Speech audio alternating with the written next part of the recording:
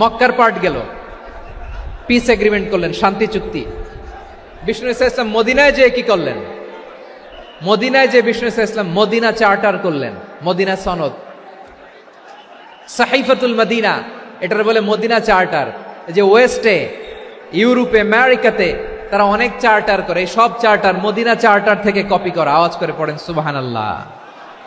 বিষ্ণু ইসা ইসলাম মদিনায় গেলেন, মদিনাতে মুসলিম, মুশরিক, ইয়াহুদি, এই তিন ধর্মের লোক মিলে সব স্টেক হোল্ডার যারা আছে সবাইকে নিয়ে বিষ্ণু ইসলাম মদিনা চার্টার করলেন, মদিনা সনদ। পড়েন সুবহানাল্লাহ।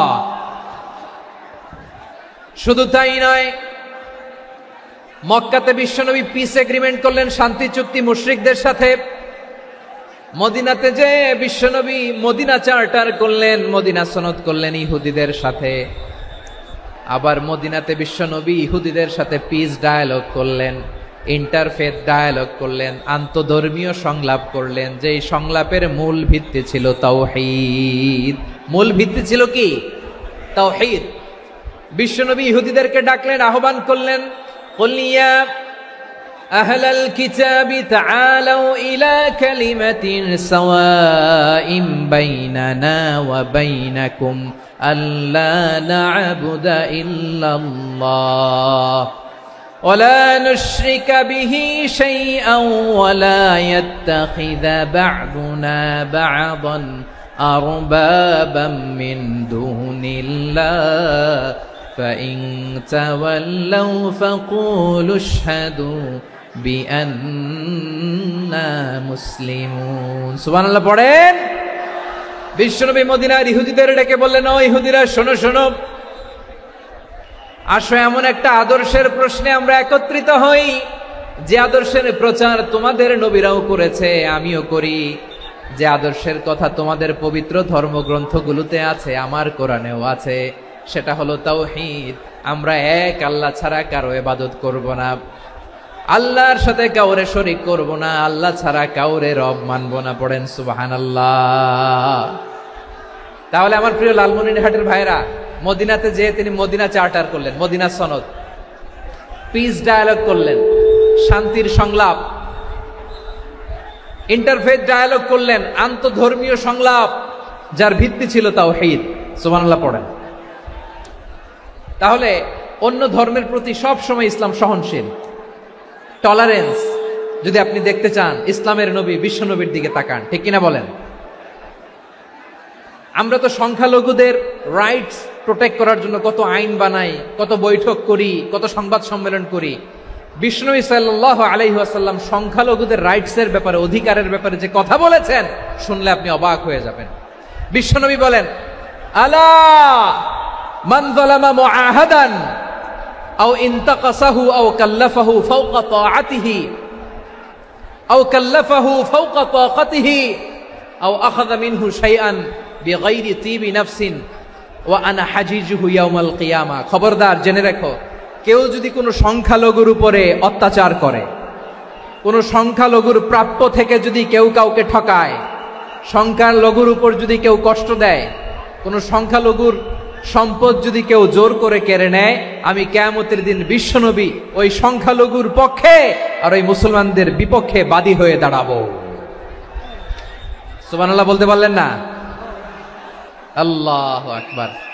আপনি নামাজি, আপনি মুসল্লি, আপনি হাজী সাহেব, তাহাজ্জুদ পড়তে পড়তে কপালে দাগ ফেলে দিছেন, আপনার প্রতিবেশী হিন্দু, ভাবছেন আমার তো পাওয়ার আছে, ওর জমিটা দখল করি। বিশ্বনবী বলেন, কিয়ামতের দিন ওই হিন্দুর পক্ষে তোর বিরুদ্ধে আমি বাদী হয়ে দাঁড়াবো। পৃথিবীর কোন ধর্মে এরকম স্টেটমেন্ট পাবেন? পাবেন? আপনি ভাবছেন আপনি নামাজ পড়লে হাজী সাহেব কপালে দাগ ফেলায় দিলে আপনি সেলসালায় জান্নাতে চলে যাবেন না? খবরদার। বিশ্বনবী বলেন, কোন সংখ্যালঘুর উপর যদি কেউ আক্রমণ করে, তার প্রাপ্য তাকে না দিয়ে যদি তাকে ঠকায়, তার উপর জুলুম করে, তার সম্পদ যদি কেড়ে নেয়, আমি নবী, তুমি মুসলিম হইতে পারো, মুসল্লি হইতে পারো, তার পক্ষে তোমার বিপক্ষে আল্লাহর দরবারে বাদী হয়ে দাঁড়াবো।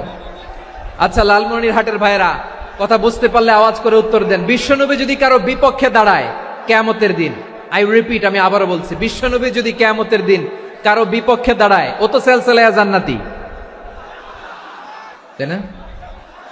জান্নাতি না? যে নবীর সুপারিশ ছাড়া জান্নাতের গেটও দেখা যাবে না, ওই নবী যদি বলে তোর বিপক্ষে আমি বাদী হয়ে দাঁড়াবো, ওই জান্নাতে আর ঢোকার কোনো সুযোগ আমাদের থাকবে? এখানেই শেষ না আমার প্রিয় লালমনিরহাটের ভাইয়েরা, এখানেই শেষ নয়। বিশ্বনবী বলেন মান কাতালা মুআহাদান, বুখারীর বর্ণনা, মান কাতালা মুআহাদান লাম ইয়ারাহ রাইহাতাল জান্নাহ। কেউ যদি, কোন মুসলিম যদি অন্যায়ভাবে কোন সংখ্যালঘুকে হত্যা করে, কোন হিন্দুকে হত্যা করে, কোন বৌদ্ধরে হত্যা করে, অন্যায়ভাবে কোন মুসলিম যদি কোন সংখ্যালঘুরে হত্যা করে, জান্নাতে যাওয়া তো দূরের কথা, ওই মুসলিম জান্নাতের ঘ্রাণও পাবে না। সেই বুখারীর বর্ণনা, মান কাতালা মুআহাদান লাম ইয়ারাহ রাইহাতাল জান্নাহ ওয়া ইন্না রিহাহা লা ইউজাদু মিন মাসিরাতি 40 আমা। যে জান্নাতের ঘ্রাণ 40 বছর দূরের রাস্তা থেকেই পাওয়া যায়।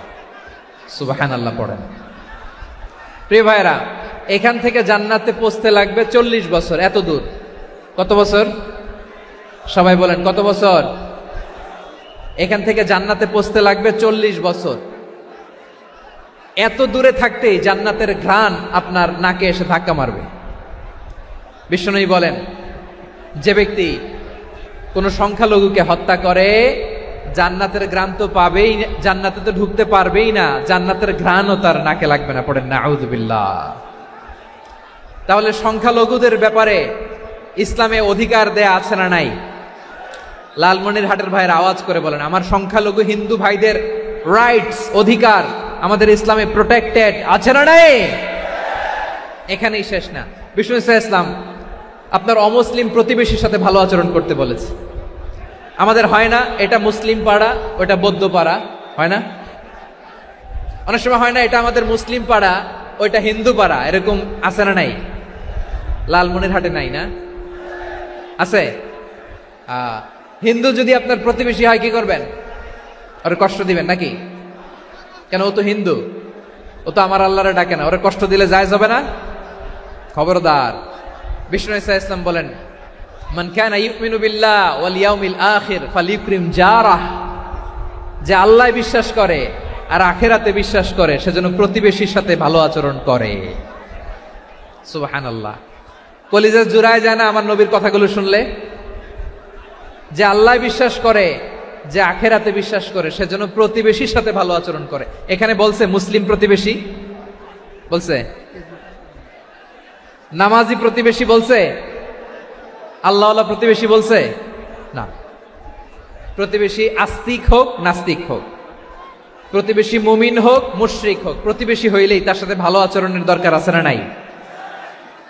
আমার প্রিয় লালমনিরহাটের ভাইয়েরা, বিষ্ণু ইসা ইসলাম